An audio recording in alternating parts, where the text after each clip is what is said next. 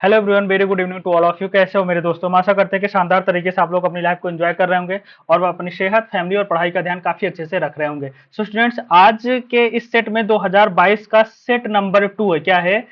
Set number ये आपका 2 है और जो कोड है वो है DQ। इसके पहले हम 2022 का सेट 1 करा चुके हैं और 2023 का सातों सेट हो चुका है और 2024 का सातों सेट हो चुका है। वो आप वीडियो जाकर देख लीजिए। 15 नंबर पर, यानी कि 15 नंबर से स्टार्ट हो रहा है आप, लेकिन ये समझिए 2022 का ये सेट 2 DQ है। तो यहाँ पर पहले नंबर पर क्वेश्चन हम कह सकते हैं वासुदेव शरण अग्रवाल की कृति है। कौन सी कृति है जो वासुदेव शरण अग्रवाल की है? ए ऑप्शन पर है मेरी असफलताएं, बी ऑप्शन पर है माता भूमि, सी ऑप्शन पर है आधे अधूरे एंड डी ऑप्शन पर है आखिरी चट्टान। अब याद रखना मेरे भाई, इन सब क्वेश्चन को पोस्टमार्टम करके जब तक आप नहीं पढ़ोगे तब तक सारी पिक्चर क्लियर नहीं होगी। अब पोस्टमार्टम क्या होता है समझना, यहाँ पर एक एक चीज हम आपको समझाने का प्रयास कर रहे हैं। आप नए हैं तो चैनल जरूर सब्सक्राइब कर लीजिए। हिंदी से रिलेटेड गजब का कंटेंट इस चैनल पर हम देते हैं और वही देते हैं जो आपके पेपर में छपेगा।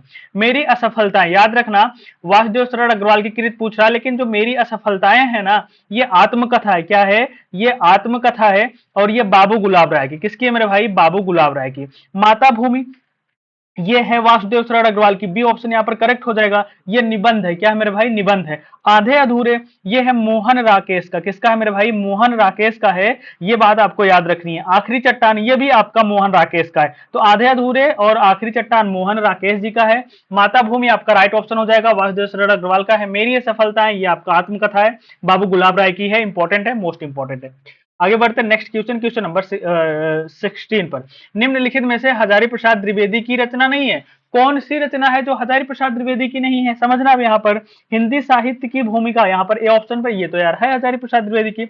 विचार और वितर्क ये भी है यार। बिलेश्वर बकरिया ये नहीं है मेरे भाई, ये उपन्यास है। क्या है?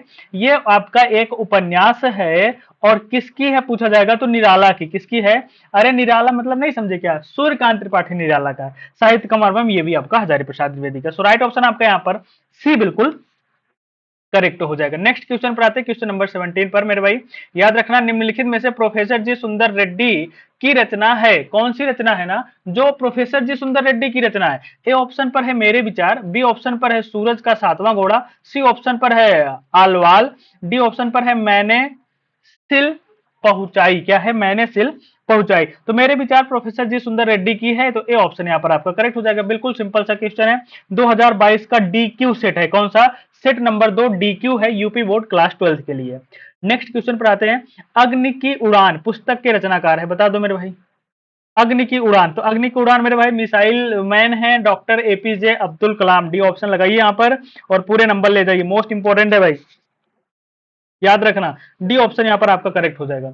नेक्स्ट क्वेश्चन पर आते हैं, क्वेश्चन नंबर है 19 नंबर पर। फणीश्वर नाथ रेणु, एक मिनट यहाँ पर देखना। फणीश्वर नाथ रेणु की कृति ठुमरी किस विधा पर आधारित है?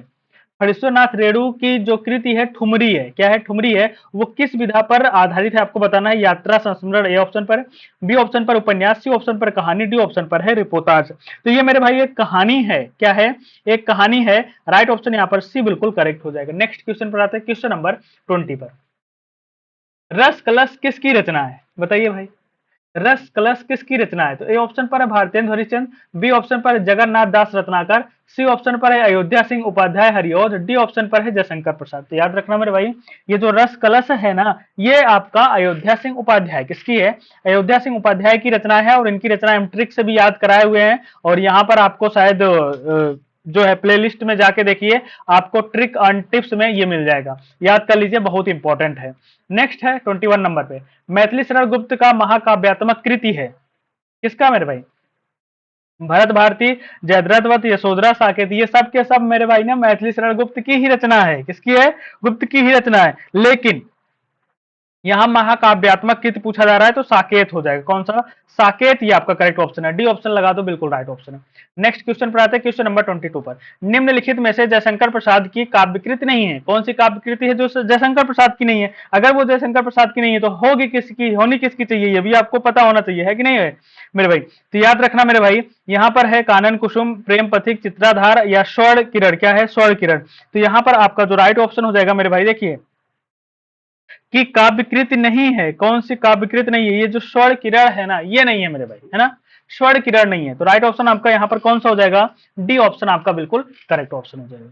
आगे बढ़ते हैं नेक्स्ट क्वेश्चन, क्वेश्चन नंबर 23 पर। सुमित्रा नंदन पंत को सोवियत लैंड नेहरू पुरस्कार किस कृत पर मिला था। जिन भी रचनाओं को पुरस्कार मिला है उन्हें आपको जरूर याद रखना है, क्योंकि ये रचनाएं ज्यादातर पूछी जाती हैं और ये आपको पूरा का पूरा कंप्लीट याद होना ही चाहिए। सुमित्रा नंदन पंत को सोवियत लैंड नेहरू पुरस्कार किस कृत पर मिला था। ए ऑप्शन पर है कला और बूढ़ा चांद, बी ऑप्शन पर है लोकायतन, सी ऑप्शन पर है चिदंबरा, डी ऑप्शन पर है इत्लेयम। क्या है, इत्लेयम। तो याद रखना मेरे भाई, लोकायतन पर, किस पर मिलता है, लोकायतन पर मिलता है। तो राइट ऑप्शन यहाँ पर आपका हो जाएगा बी ऑप्शन करेक्ट हो जाएगा, सोवियत लैंड नेहरू पुरस्कार मिलता है।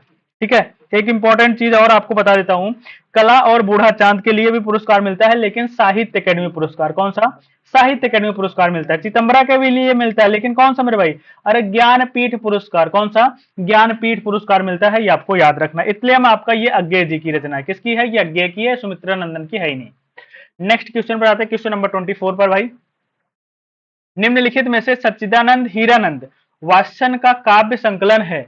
निम्नलिखित में से सच्चिदानंद हीरानंद वाष्यन अज्ञे का काव्य संकलन है। लहर ए ऑप्शन पर है, बी ऑप्शन पर उर्वशी, सी ऑप्शन पर है गुंजन, डी ऑप्शन पर है हरी घास पर क्षणभर। क्या है, हरी घास पर क्षणभर। याद रखना मेरे भाई, 24 नंबर क्वेश्चन है और यहाँ पर आपका जो राइट ऑप्शन हो जाएगा वो कौन सा हो जाएगा मेरे भाई, हरी घास पर क्षणभर।